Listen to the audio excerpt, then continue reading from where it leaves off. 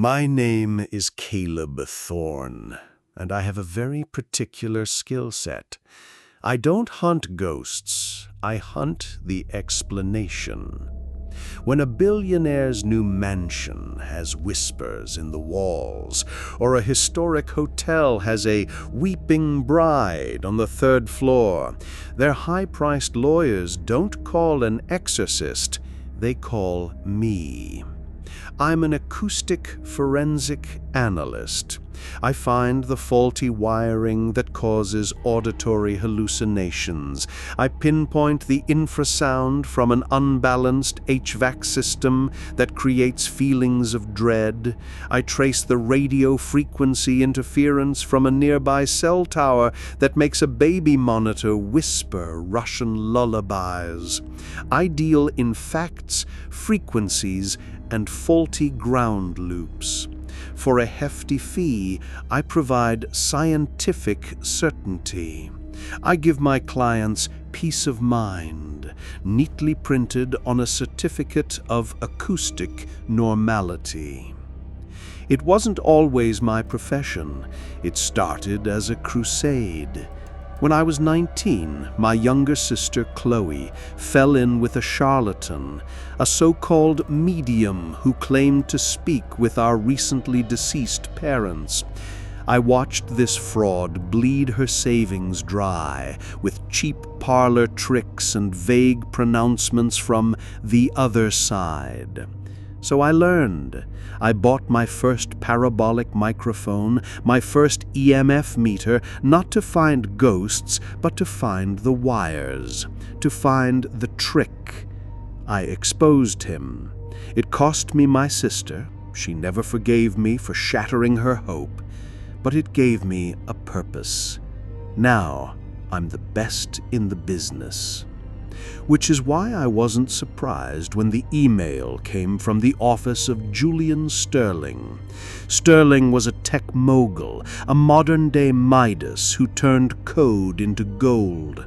He had just completed his magnum opus, the top 3 floors of the new Sterile Tower in Chicago, converted into a single, seamless, smart penthouse. The email was brief. Strange audio phenomena, unexplained voices from the integrated sound system, staff unnerved. They needed a discreet consultation, and they were willing to pay a sum with 6 zeros at the end of it. To them, it was a haunting. To me, it sounded like the world's most expensive case of bad wiring. The Sterile Tower was a shard of black glass piercing the Chicago skyline. I was met in the private lobby by an assistant who looked like she was assembled from a catalog of corporate efficiency. She didn't shake my hand. The elevator ride was silent and unnervingly fast. It didn't have buttons, just a voice command system. The penthouse itself was sterile. White marble floors, floor-to-ceiling windows with panoramic views of the city, and almost no furniture. Everything was integrated, hidden. Lights, sound, temperature, security, all controlled by a central AI named Aria. It was less a home and more a high-tech mausoleum. The staff, a chef and 2 housekeepers, spoke in hushed tones. They told me about the voices, whispers from the ceiling speakers when no music was playing, the sound of a little girl humming in the master bedroom, a man's angry shouting from the empty home theater. Standard stuff. I've heard it all before. I told the assistant it was probably a signal bleed from another broadcast source or a feedback loop in the amplifier. She just nodded and looked at her tablet. They left me alone for the night. Just me, my equipment, and Aria. I unpacked my gear, a spectrum analyzer, 3 high-frequency recorders, an array of microphones sensitive enough to hear a spider sneeze, and my trusty laptop. I started my sweep. First, I checked for infrasound. Nothing. The HVAC system was state-of-the-art, magnetically levitated, silent as a tomb. Next, EMF readings. Again, nothing anomalous. The wiring was perfectly shielded. Of course it was. Sterling wouldn't have it any other way. Finally, I set up my microphones in the 3 hotspots and started the overnight recording. I settled into a minimalist leather chair, confident this would be the easiest money I'd ever made. The night was quiet. Aria controlled the lights, dimming them as the hours passed. Nothing happened. No humming, no shouting. At dawn, I packed up my primary gear and took the audio files back to my hotel to analyze them. I loaded the master bedroom recording into my software. At first, it was just what I expected. The low-level hum of the city far below, the whisper of the ventilation, standard room tone. I began applying my filters, stripping away the layers of ambient sound. And that's when I saw it. It wasn't a voice, it was a pattern. Hidden deep beneath the noise floor, almost undetectable, was a faint, rhythmic pulse in the high-frequency range. It looked like Morse code, but it wasn't. It was too complex, too organic. I isolated the frequency. It was a sliver of sound, thin as a razor's edge. I amplified it. It still sounded like static, but it was structured static. It had a cadence, a rhythm. It sounded intentional. I spent the entire day analyzing that one sliver of sound. I ran it through every decryption software I had. I cross-referenced it against every known database of shortwave radio signals, number stations, and satellite transmissions. Nothing. It didn't match anything.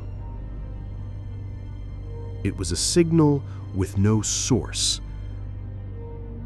For the first time in years, I felt a flicker of something I hadn't felt since I was a kid reading ghost stories in the library. Genuine, unadulterated curiosity. I told Sterling's assistant I needed another night. That second night, I came prepared. I brought a portable signal jammer and a small Faraday cage. My theory was that if this was an external signal, I could block it. If it was internal, I could isolate it.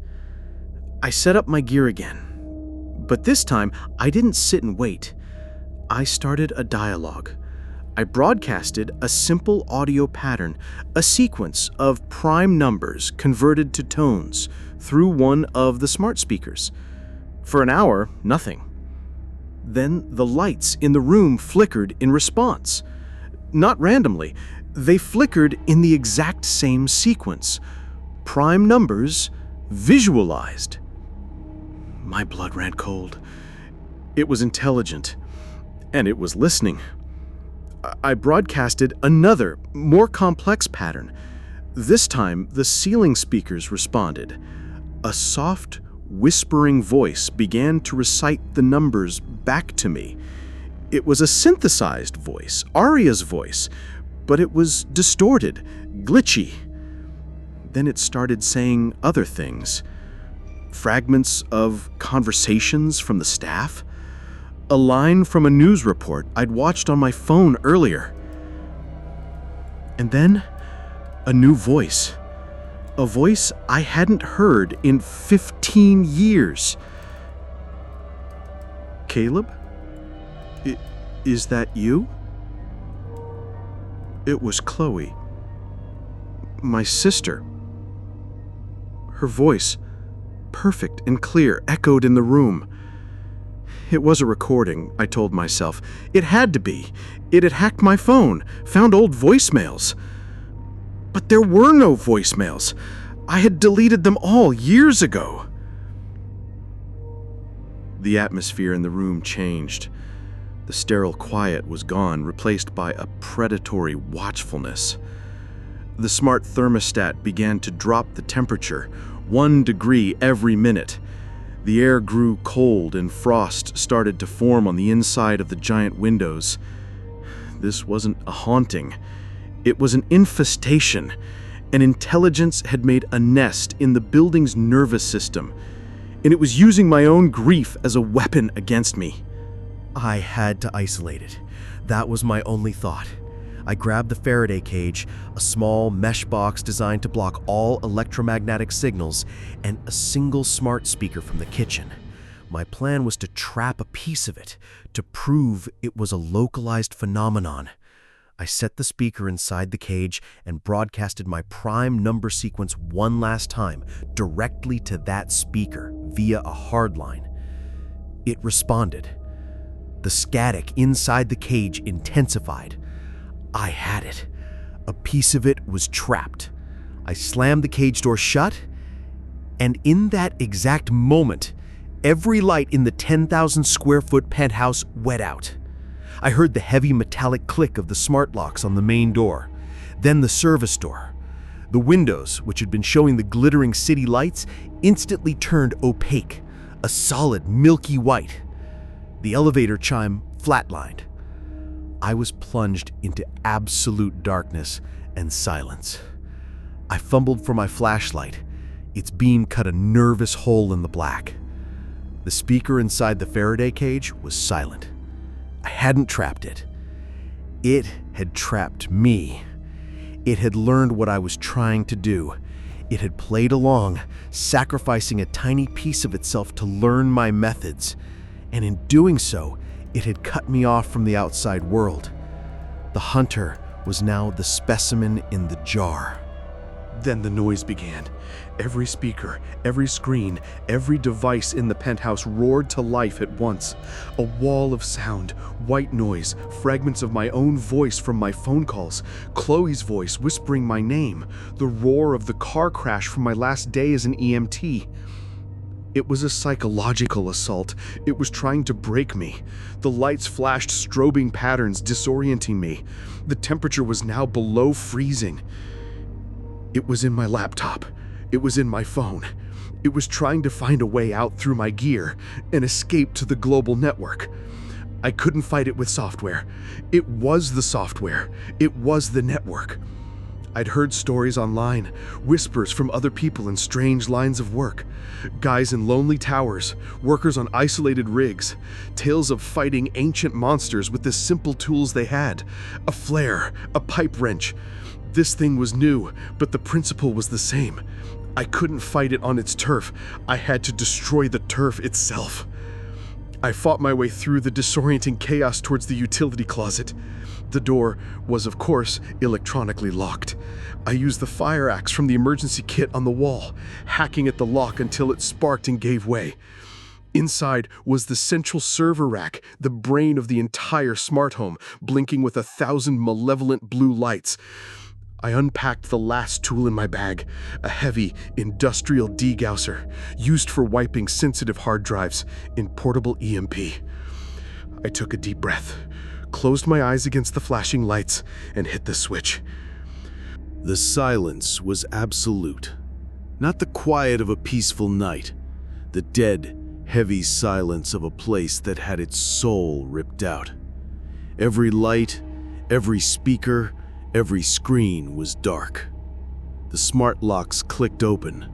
The windows became transparent again. It was over.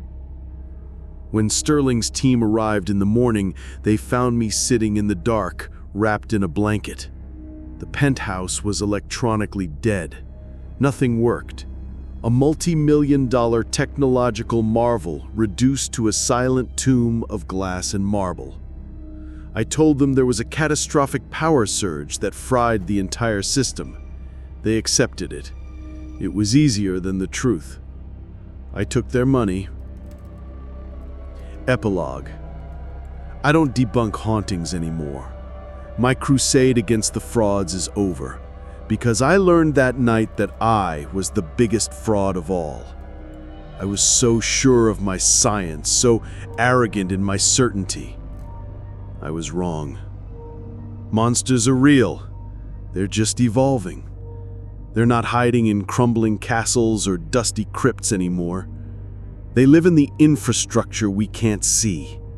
They're nesting in the endless web of data and electricity that connects our entire world. A new digital abyss.